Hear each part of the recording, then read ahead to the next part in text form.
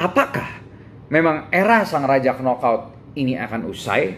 Atau mungkin setelah ini justru Ahong akan kembali menjadi lebih baik lagi untuk menentang sang champion? Ya entah pada saat nanti itu, pada saat dia manjat ke atas lagi itu, apakah The Champ, Theodorus Ginting kah? Atau mungkin ke Andika Mamesah? Gue sudah punya janji dengan Theo Ginting, dengan Suwardi, dengan Mario, dan beberapa fighter lainnya, dimana mereka akan kita undang ke studio ini untuk bisa ngobrol bareng mereka. Jadi pertanyaan apa yang pengen kalian titipin ke fighter tersebut?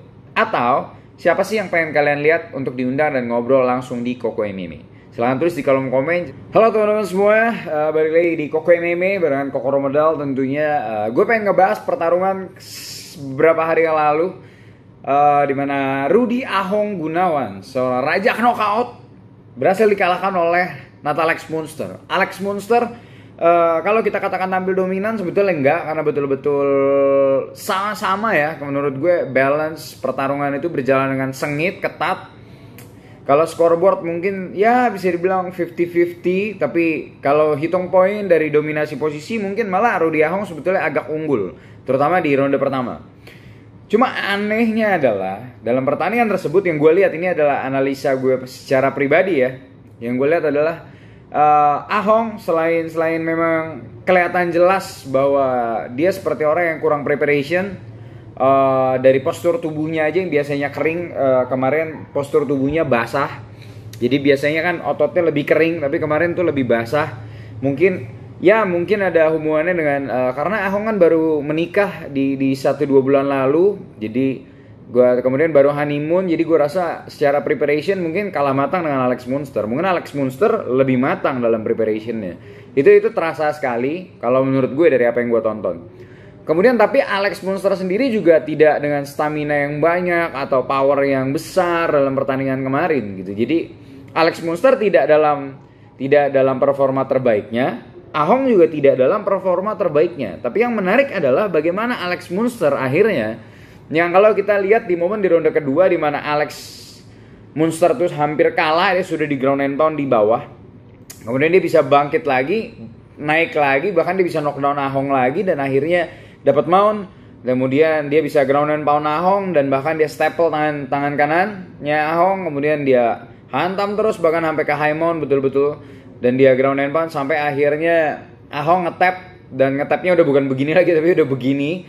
Karena itu kelihatan banget bahwa yang membuat Ahong ngetap itu bukan karena bobot pukulan Munster, bukan karena hal lainnya, tapi melainkan memang dia betul-betul tap out. Itu karena dia dehydrating, dia kehabisan napas, dia kehabisan stamina. Nah teman-teman, di bobot berat badan 77,1 kg,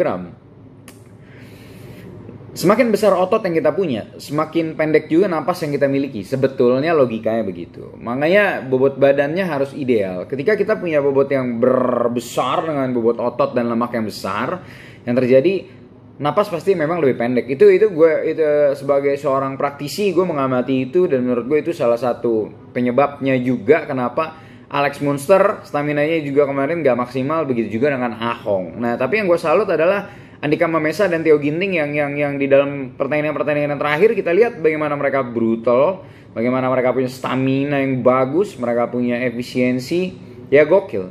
Nah cuma menurut gue yang membuat Ahong kalah adalah karena dia memaksa mencari lucky blow.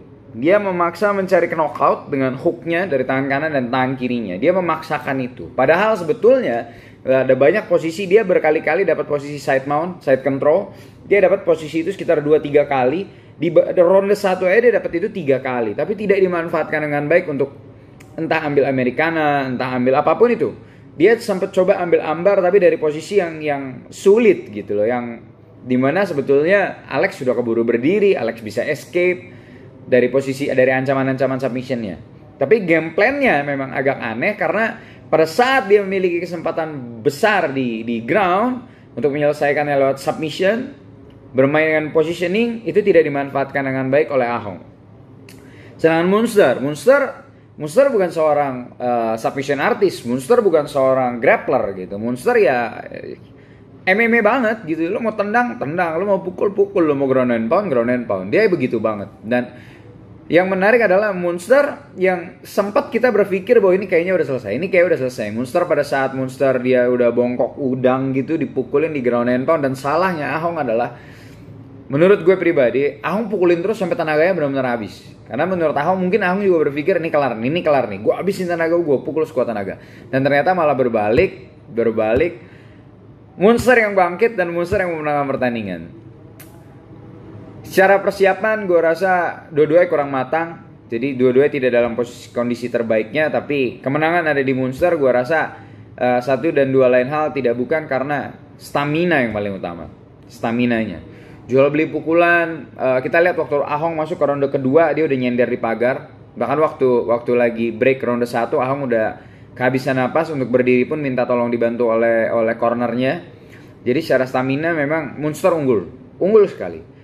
Secara permainan, fight IQ dari kedua fighter ini, kemarin kita nggak ngelihat fight IQ yang brilian dari kedua fighter ini menurut gue ya. Gue sebagai praktisi nih, bukan sebagai fighter gitu, sebagai analis lah kita bilang. Karena ada banyak posisi di mana Alex Munster sebetulnya bisa menangkan pertandingan dengan lebih cepat tapi tidak dimanfaatkan. Begitu juga dengan Ahong. Ahong side control 3 kali tidak dimanfaatkan dengan baik-baik. Dalam dunia grappling, ketika lo dapet side mount itu udah posisi yang this is my world. Itu udah kayak ini dunia gue gitu. Harusnya bisa diselesaikan, dimaksimalkan dengan baik. Cuman entah kenapa ngotot di lucky blow. Itu yang gue bingung dari Ahong.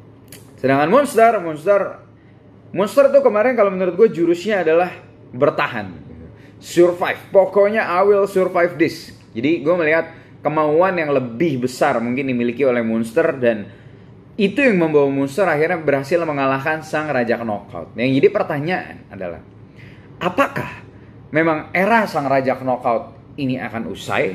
Atau mungkin setelah ini justru Ahong akan kembali menjadi lebih baik lagi? Karena kekalahan beruntun ya dari Theo Ginting dan juga dari Alex Munster.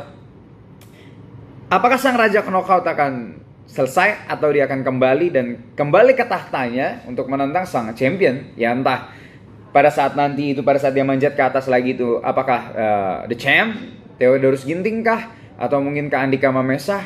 Tapi yang menarik juga di divisi ini mulai bermunculan fighter-fighter yang memang brilian di kelasnya. Ini akan sangat amat seru teman-teman semuanya. One Pride semakin seru, terutama divisi yang satu ini divisi gila. Dan kalau teman-teman ngelihat respon-respon di sosial media, terutama kita lihat Theo langsung merespon. Dan gue sudah langsung setelah pertandingan selesai, gue langsung cari Instagram Theo dan gue langsung melihat story dari Theo, dan gue udah nyangka banget bahwa Theo akan lakukan itu. Dan it's good, that is good for business. Itu yang dibutuhin oleh One Pride MMA Indonesia. Kita perlu bumbu-bumbu itu lebih banyak. Seperti Brando Mamana lawan Billy Pasulatan. Kita butuh bumbu-bumbu itu lebih banyak di dunia MMA. Menurut gue secara pribadi ngeliatnya sebagai industri ya. Dan sorry karena gue gak bisa untuk bawain One Pride pada saat pertandingan Fight Night kemarin. Karena gue berhalangan dan lutut gue masih cedera. Jadi gue juga agak pincang-pincang. Jadi gue memilih untuk gue off dulu. Tapi kita akan ketemu lagi nanti di Fight Night berikutnya. Support terus MMA Indonesia. Ya semoga analisa sotoy gue ini bagi buat teman-teman yang mungkin ngerasa gue sotoy, ini fighter bukan, siapa-siapa bukan, seorang pesulap. Tapi gue adalah seorang praktisi di dunia bela diri dan gue pengen sharing aja lewat video ini. Jangan lupa ikutin terus Koko MMA. Dan yang menarik adalah karena gue sudah punya janji dengan Theo Ginting, dengan Suwardi, dengan Mario dan beberapa fighter lainnya, dimana mereka akan kita undang ke studio ini untuk bisa ngobrol bareng mereka. Jadi pertanyaan apa yang pengen kalian titipin ke fighter tersebut, atau siapa sih yang pengen kalian lihat untuk diundang dan ngobrol langsung di Koko MMA? Silahkan tulis di kolom komen. Jangan lupa buat like, subscribe, dan share. Ciao.